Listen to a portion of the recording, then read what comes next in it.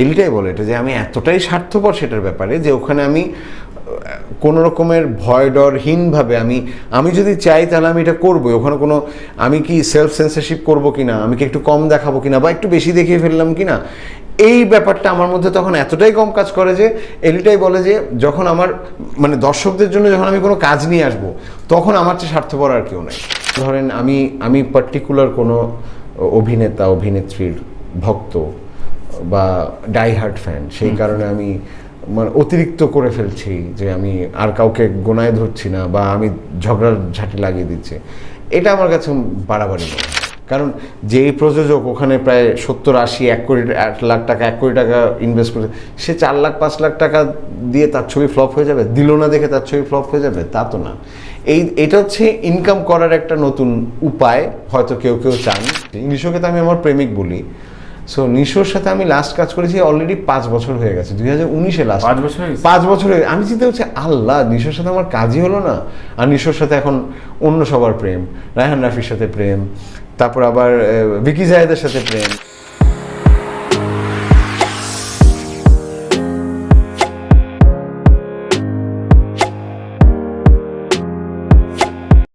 দর্শক সবাইকে স্বাগত জানাচ্ছি আরেকটি সিনেমাটিক্স নিবেদিত তানভীর তারেক শো সিজন 4 কথা বলছি নির্মাতা আশফাক নিপুণের সাথে। নিপুণ, এই বিষয়ে এখন যখন প্রশ্ন করবো, এটা আমি প্রায় সব শোতেই আমি প্রশ্নটা রাখি যে ফ্যান বেসটা আসলে শিষ্টাচার বহির্ভূত হয়ে যায় অনেকের। কেউ কেউ পেইড ফ্যান বেস রাখে, কোনো প্রডিউসার ফিল্ম নির্মাতা, যেমন আমি নাম ধরে বলি, আমার শোতে বলেছেন বলে গিয়াসউদ্দিন সেলিম, অনিমেষ আইচ, মীর সাব্বির, প্রত্যেককেই তাদের ছবি রিলিজের আগে বিভিন্ন ধরনের অফার পেয়েছে যে এই আমাদের অমুক ফ্যান বেজ আছে, আপনার ছবিটাকে উঠাই দিব, নাইলে নামাই দিব। এটা তো এখন খুব ভাইটাল ইস্যু।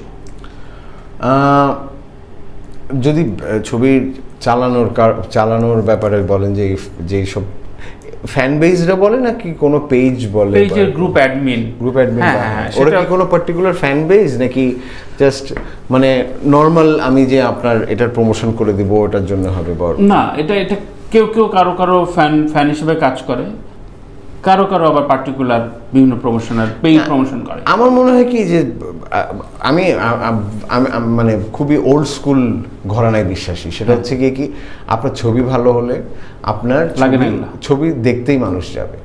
যদি ফ্যান বেসকে আমি 5 লাখ টাকা 10 লাখ টাকা 20 লাখ টাকা দিয়ে যদি আমার ছবি হিট হয়ে যেত, তাহলে আমার বছরে 12 মাসে 24টা সিনেমা হিট থাকতো। কারণ যেই প্রযোজক ওখানে প্রায় 70-80 1 লাখ টাকা 1 কোটি টাকা ইনভেস্ট করে, সে 4 লাখ 5 লাখ টাকা দিয়ে তার ছবি ফ্লপ হয়ে যাবে, দিল না দেখে তার ছবি ফ্লপ হয়ে যাবে, তা তো না। এটা হচ্ছে ইনকাম করার একটা নতুন উপায়, হয়তো কেউ কেউ চান যে আচ্ছা আমি প্রমোশন করে দেবো, একটু মানুষের চোখের সামনে আসবে।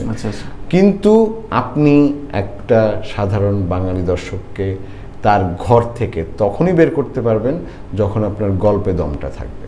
ফাইন, কিন্তু যখন আমরা কথা বলছি তখন তুমি জানো কি না যে বাংলাদেশ এবং কলকাতা ফ্যান, দেব আর জিতের ফ্যান এবং সাকিবের ফ্যানের ওয়ার, তারা বলছে, এরা বলে ফেলেছে যে দেব আর জিতের মার্কেট খেয়ে ফেলেছে সাকিব, আবার ওরা বলছে ওটা রিপ্লাই, নানান রকম কূটতর্ক চলছে।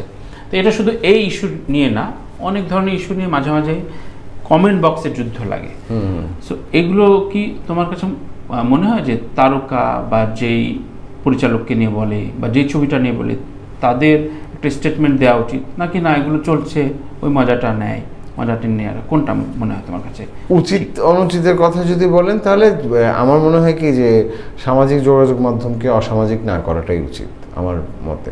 যেখানে হচ্ছে ধরেন আপনার কমেন্টে গালিগালাজ করা, বা ধরেন আমি পার্টিকুলার কোনো অভিনেতা অভিনেত্রীর ভক্ত বা ডাইহার্ট ফ্যান, সেই কারণে আমি মানে অতিরিক্ত করে ফেলছি যে আমি আর কাউকে গোনায় ধরছি না বা আমি ঝগড়ার ঝাঁটি লাগিয়ে দিচ্ছি, এটা আমার কাছে বাড়াবাড়ি মনে হয়। এটা আমার কাছে মনে হয় যে এটা না হওয়াই উচিত। মানে আপনি ফ্যান অবশ্যই থাকবে, পাগল ভক্ত থাকবে, ভক্তর জন্য মানে ভক্তরা পাগল হয়ে যাবে এরকমও থাকবে, এটা স্বাভাবিক। কিন্তু সেটা ওই পর্যায়ে যেন না যায়। ভক্ত তো সারা জীবন ছিল, কেন জেমস ভাইয়ের ভক্ত ছিল না?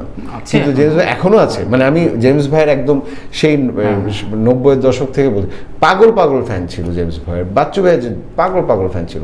আমাদের যে ফিল্মের স্টার আছেন, রাজ্জাক সাহেবের কথা বলি, সোহেল রানা রুবে, সালমান শাহর ফ্যানগুলোকে দেখেন, কত ধরনের ইয়ে ছিল। মানে পাগল ভক্ত ছিল কিন্তু কেউ মাত্রা অতিক্রম করতো না। মাত্রা অতিক্রম করার একটা মাধ্যম চলে আসছে ফেসবুক। এখন আমি আপনাকে চাইলে সরাসরি আমি আপনাকে দুটো কথা শুনিয়ে দিতে পারি, আপনার ফ্যানকে আমি দুটো কথা শুনিয়ে দিয়ে আমি তাওয়া গরম রাখতে পারি। হ্যাঁ, এই তাওয়া গরমটাই চলতেছে। এই তাওয়া গরম থেকে কেউ কেউ পয়সা কামাচ্ছে, আমি ওদেরকে বলি যে করে খাও, মানে এটা করে খাক। এটাতে ব্যবসার, এটাতে আর্টের, শিল্পচর্চার বিন্দুমাত্র ফারাক পড়ে না। আমি যদি আসলে 70-80 লাখ টাকা, 1 কোটি টাকা দিয়ে একটা ছবি বানাই এবং আমাকে যদি 5 লাখ 10 লাখ টাকার একটা গ্রুপের উপর নির্ভর করতে হয় ছবিটার চলার জন্যে বা ছবিটা দর্শকের সামনে আসার জন্য, তাহলে তো আমার ছবি বানানোই বন্ধ করে দেওয়া উচিত। সো এগুলো হচ্ছে, আমি বলি কি এগুলো হচ্ছে স্ক্যাম। স্ক্যাম এই অর্থে বলি যে হ্যাঁ, সবাই কিছু একটা হলে সবাই একটু ইনকাম করতে চায়।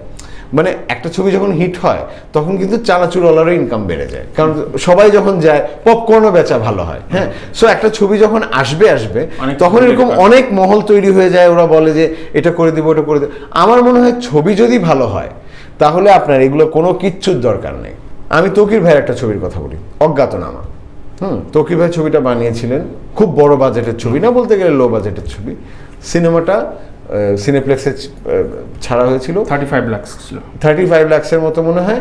এবং এই ছবিটা যেই সময় রিলিজ হয়েছিল সে সময় আমাদের কোনো একটা জাতীয় দুর্যোগ হয়েছিল, কিছু একটা আগুন ধরা বা কিছু একটা, ওই যে আপনার স্টার সিনেপ্লেক্সের পাশের ভবনে আগুন লেগে একটা বিশাল বড়, 1 সপ্তাহ বেশি ছবি, 1 সপ্তাহ পরে ছবিটা নামিয়ে দিল।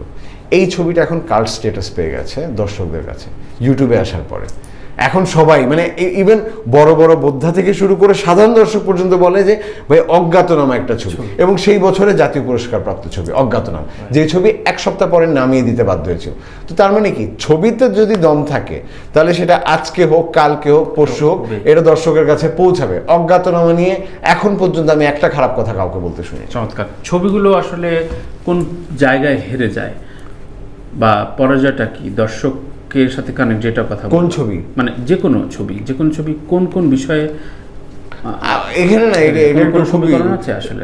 আমি বলি এটা আমার কাছে মনে হয় কি এটা একটু ফিলোসফিক্যাল উত্তর হবে। আমার প্রশ্ন হচ্ছে কোনো ছবি হারে না। কোনো ছবি, যেই ছবি আপনি বানাবেন ছবিটা ফেইলড হয় না, হয়তো ব্যবসাটা ফেইল হয়, ইকোনমিক্সটা ফেইল হয়, ইকোনমিক্সে হয়তো একটু এদিক ওদিক হয়। আপনার ছবি আপনি কিভাবে, ওই যে আমি অজ্ঞাতনামার উদাহরণটা কেন দিলাম, কিন্তু জওয়ান যেভাবে ব্যবসা করেছে ডাঙ্কি তো করেনি। হ্যাঁ, ডাঙ্কিকে ফেল বলা যাবে না, মানে ব্যবসাটা ফেল করেছে না। আমার পয়েন্ট হচ্ছে বলে যে গল্পে আমিও ডাঙ্কিকে, রাজনীকে পাইনি। হ্যাঁ, আপনি হয়তো পান নাই, কিন্তু ইউ নেভার নো, এখন থেকে হয়তো 10 বছর পরে আপনার ডাঙ্কিটা আরো বেটার লাগতে পারে। সো ছবি, হ্যাঁ হয়তো লাগতে পারে। আমি এই কথাই বলছি কি, আপনি রাতারাতি কোনো জিনিসকে খারিজ করে দিতে পারবেন না, কারণ আপনি আসলে জানেন না যে এই ছবি আবেদন আসলে কখন কোথায় বাড়বে কি কমবে, সেটাও আপনি জানেন না, বা সেটা আমরা জানি না, আমরা বলতে পারি। আমি অজ্ঞাতনামার উদাহরণটা এই কারণেই দিলাম যে যেই ছবি আসলো কবে গেল কবে কারো ধারণাই নেই, সেই ছবি ইউটিউবে দেওয়ার পরে সাডেনলি ওয়ার্ড অফ মাউথ এমনভাবে বেড়ে গিয়ে দেখা গেল কি এখন বাংলা ভালো সিনেমা কয়েকটার কথা বললে অজ্ঞাতনামার কথা সবাই বলে। হ্যাঁ, তো তার মানে কি অজ্ঞাতনামা ফেইল্ড, মানে হিসাবে যদি আমি ইকোনমিক্সের জায়গা থেকে ধরি তাহলে অজ্ঞাতনামা ফেইল। 1 সপ্তাহ পর কেন নেমে গেল এই ছবিটা কেন? কিন্তু আপনি দেখেন ছবির বিচারে, মেরিটের বিচারে এটা কিন্তু দিন শেষে আসলে পেয়ে গেছে। সো আপনি যে কথাটা প্রশ্ন আমাকে জিজ্ঞেস করলেন যে ছবিগুলো ফেল করে কোথায়, আমি ছবি ফেল করে বলতে চাই না, ছবির ব্যবসাটা ফেল করে। ব্যবসা করার জন্য অনেক অনুষঙ্গ থাকে, অনেক কিছু থাকে। আপনি একটা খুব ভালো রান্না করলেন, সেটা ইমিডিয়েটলি মানুষের অ্যাটেনশন ক্যাচ করেও মানুষ খেতে আসতে পারে। আবার সেই রান্নাটাকে আপনি ঠিক সময়ে করলেন কিনা, ঠিক ওই সময়ে ওই মৌসুমে ওই ঋতুতে করলেন কিনা, সেটাও একটা ফ্যাক্টর। সো ব্যবসার জায়গাটাকে আমি আসলে এখানে আনতে চাই না। আমি যদি বলি যে ছবি, ইনফ্যাক্ট আমাদের এখানে এত ট্রাফিক জ্যাম ঠেলে অডিয়েন্স যে আসলে হলে যাচ্ছে কি যাবে কি যাবে না, এটা আমরা কেউ বলতে পারি না আসলে যে এটা কখন যাবে কখন যাবে না। আমাদের এখানে একই সাথে রায়হান রাফি যখন পরাণ বানিয়েছিল অল্প বাজেটের ছবি, আবার একই সাথে একটা বড় বাজেটের ছবি আসছিল ঘোষণা দিয়ে যে এটা এত বড় বাজেটের ছবি, সেই বড় বাজেটের ছবি টিকতেই পারে না, অথচ রায়হান রাফির পরাণ কিন্তু দাঁড়িয়ে গেল। সো আপনি না এটা বলতে পারবেন না যে কোন ছবি টিকবে কোনটা টিকবে না, ব্যবসা হবে কি হবে না। আমি বিশ্বাস করি গল্প যদি ঠিক থাকে, গল্প যদি সৎ থাকে, তাহলে যে কোনো ছবি টিকে যাবে। সেটা হয়তো আজকে মনে হচ্ছে টিকে নেই, সেটা কালকে টিকে যাবে, সেটা হয়তো কালের গর্ভে হয়তো টিকে থাকবে। আশফাক যেমন যখন টিভি সিরিজ বা টিভিতে কাজ করেছে, অগণিত কাজ করা হয়েছে মেবি আফরান নিশোর সাথে, অনেকগুলো কাজ। মোশাররফ করিম ছিল খুব প্রেম ব্যাপক। না প্রেম না, মানে আমার সাথে ফিল্মে কি চঞ্চল চৌধুরী মানে আমি না পার্টিকুলারলি কারোর সাথে, আপনি একটু আগে আসলে ফিল্মে কে একটু আগে আপনি আমার সাথে জয়া হাসানের প্রেম, একটু পরে বললেন আফরান নিশোর প্রেম, এখন দিচ্ছেন এটা। রিক্তার সাথে তো আমার প্রেম একজনের সাথে, সেটা হচ্ছে রিটা করিমের সাথে, আর হচ্ছে কাজের সাথে, আর কারোর সাথে না। সো আপনি যে কথাটা বললেন যে সিনেমাতে কি হবে, ওটা আসলে সিনেমার গল্প ঠিক করবে। যেমন আমি টেলিভিশনে যখন কাজ করছিলাম, আমার কোনো মানে বলে না যে স্বপ্নরোধিত আফরান নিশোকে করব না এরকম ভেবে চঞ্চল এই মোশাররফ করিম একদমই না। যেমন আমি যখন টেলিভিশনে কাজ করছিলাম, তখন কিন্তু এটা কোনো স্বপ্ননোদিত সিদ্ধান্ত ছিল না যে না মোশাররফ ভাইকে নিয়ে কাজ করব না। তখন আমার গল্পগুলো আসলে যা ডিমান্ড করছিল সেইভাবে আরফান নিশোর সাথে আমি কাজ করছিলাম, মেহজাবিনের সাথে কাজ করছিলাম, অপি করিমের সাথে কাজ করছিলাম। তখন আমার এক ধরনের যখন আমি মহানগরে আসলাম বানাতে, আমার প্রথম ওয়েব সিরিজ মহানগর, তখন আমার মনেই হলো যে এই চরিত্রটা, ওসি হারুন ক্যারেক্টারটা আসলে মোশাররফ করিমের চেয়ে ভালো আমি কাউকে দেখতে পাচ্ছি না। সত্যি। এবং আসলেই কিন্তু সেটাই হলো যে সবাই মানে বলতে গেলে ওসি হারুন দর্শকের মধ্যে পৌঁছে যাওয়ার একটা বড় কারণ হচ্ছে মোশাররফ করিমের পারফরমেন্স। হ্যাঁ, আমার লেখনী বা ডিরেকশন এগুলোর বাইরে বলছি। তো তারপর মহানগর 2 হলো। আমি ওই দিন হিসাব করছিলাম যে নিশোর সাথে আমি লাস্ট কাজ করেছি, নিশোকে তো আমি আমার প্রেমিক বলি, সো নিশোর সাথে আমি লাস্ট কাজ করেছি অলরেডি 5 বছর হয়ে গেছে, 2019-এ লাস্ট। 5 বছর হয়ে আমি চিন্তা হচ্ছে আল্লাহ, নিশোর সাথে আমার কাজই হলো না। আর নিশোর সাথে এখন অন্য সবার প্রেম, রায়হান রাফির সাথে প্রেম, তারপর আবার ভিকি জায়েদের সাথে প্রেম, এখন ওদের সাথে প্রেম চলছে। তো এটা না, আমি আসলে সিনেমা করতে গেলে যে কাকে নিয়ে করব, ওটা আসলে গল্প ঠিক করে দেবে। যাক, আমরা 2025 সময় ধরে একটা খবর পাবো তো না? আই হোপ, বিকজ আমার বন্ধু আদনান আল রাজীব এবং তারেক যেহেতু প্রডিউসার এখন, ওরা যেহেতু অলরেডি প্রডিউস করছে, সো আমার মোটামুটি আর বাইরে যাওয়ার দরকার নাই। আমি মোটামুটি যেহেতু ঘরের বন্ধুরাই প্রডিউসার, সো হোপফুলি কিছু একটা। ধরা যাক মোশাররফ করিমকে নিয়ে যখন কাজ করা হলো, বা তোমার যে গল্প বলার ঢং, সেক্ষেত্রে যখন এডিটিং টেবিলে বসা হয়, তখন কি কিছু কিছু জায়গায় মনে হয় যে একটু বেশি সাহস নিয়ে ফেললাম, বা কোনো কোনো ক্ষেত্রে রিলিজের পর হুমকি ধামকি আলাদা ভীতি কাজ করেছে কিনা, যেহেতু সত্যিকার অর্থে লুতুপুতু প্রেম নিয়ে তো তুমি কাজগুলো করছো না, তো নির্মাতা হিসেবে এই আলাদা সাহসটা রাখতে হয় কিনা নিপুণকে? মহানগরের বেলা তো আমাকে আসলে এই যে আপনি ঝক্কি ঝামেলার কথা বললেন না, মানে এডিটিং টেবিলে হয় মনে আচ্ছা এখানে কি রাখবো না, এটা আমার চেয়েও বেশি হয় কি, আমার কি মনে হয় আমাদের মনস্তত্ত্বটা আমি শুনছি, আমার চেয়ে আমরা দেখি যেমন আমার ওয়াইফ থেকে এটা দেখালো বাবা, তাই তো নিপুণ আসলে মানে এই যে আমাদের মধ্যে রিয়াকশনটা, আমরা তো সাধারণ দর্শক, কিন্তু প্রচলিত ধারার বাইরে তো আমরা দেখে ফেলতেছি। ওই জায়গায় তখন তোমার কি মনে হয় রিলিজের আগে?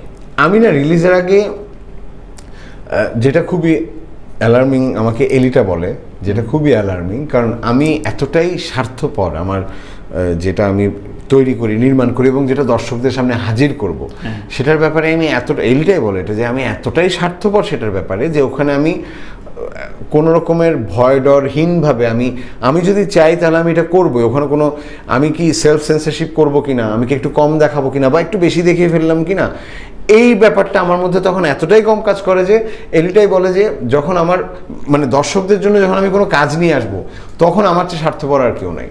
স্বার্থপর এই সেন্সে যে আমি নিজের স্বার্থটাও হয়তো দেখি না, কিন্তু আমার সাথে যারা থাকে, আমার এডিটর, আমার প্রডিউসার, আমার অ্যাসিস্ট্যান্ট ডিরেক্টররা যারা এডিটর থাকে, ওরা স্পেশালি আমার অ্যাসিস্ট্যান্ট ডিরেক্টররা, যে ভাই এটা না রাখি, ভাই এটা কেটে দেন, এটা না রাখি, এটা টু মাচ হয়ে যাচ্ছে, ভাই এটা রাখেন, ধমকায় না ওরা, আমাকে তো ধমকানো সম্ভব না, তো না তুমি ধমকাও না, আমি ওদের কথা শুনি, আমি জিজ্ঞেস করি কেন, আমার এটা খুব মজা লাগে, কারণ আমি জানি আমি এটা ফেলবো না, আমি রাখবো এটা, কিন্তু তাও আমি না ওদের ন্যারেটিভটা শুনতে, আচ্ছা কেন, কি হবে বলতো, আচ্ছা এটা কেন, আমি তো এরকম রাখছিস, কোনো সমস্যা না, একটু থাক না, হলে কি সমস্যা, একটু হোক দেখি একটু এই, কিন্তু আমি রাখবোই ওটা, কারণ আমার দায়বদ্ধতা হচ্ছে সত্যি কথা তানভীর ভাই, সেটা হচ্ছে দর্শকদের জন্য। এই যে আপনি বললেন না যে অনিমাপা দেখেই বললেন যে বাবার এটা দেখায় ফেললো, আমার হাই পয়েন্ট হচ্ছে ওটা। হ্যাঁ, এর মাঝামাঝি আর কোনো কিছু নেই, আমার সমস্ত দায়বদ্ধতা হচ্ছে দর্শকদের কাছে, কারণ সে যে সময়টা খরচ করে আমার কন্টেন্টটা দেখবে, তার তো কিছু একটা পেতে হবে। এর মাঝখানে আমার জীবন মৃত্যুর সংঘাত যাই আসুক না কেন, এগুলো কোনো কিছু তার জন্য ম্যাটার করে না। যে আমি কি ভয় পেলাম, আমি কি থেমে গেলাম, বা কেউ কি আমাকে চাপ দিল দেখে আমি কম, এগুলো একজন দর্শকের জন্য ম্যাটার করে না। দর্শক ও সময় খরচ করে দেখতে বসছে, ও এমন কিছুই দেখতে চায় যেটা সে অন্য কোথাও পাবে না। যে আমার কাজ দেখতে বসলে, সিমিলারলি আরেকজনের কাজ দেখতে বসলেও সে একই উদ্দেশ্য নিয়ে বসে। এখানে আমি কোনো রকম ঠকাতে চাই না।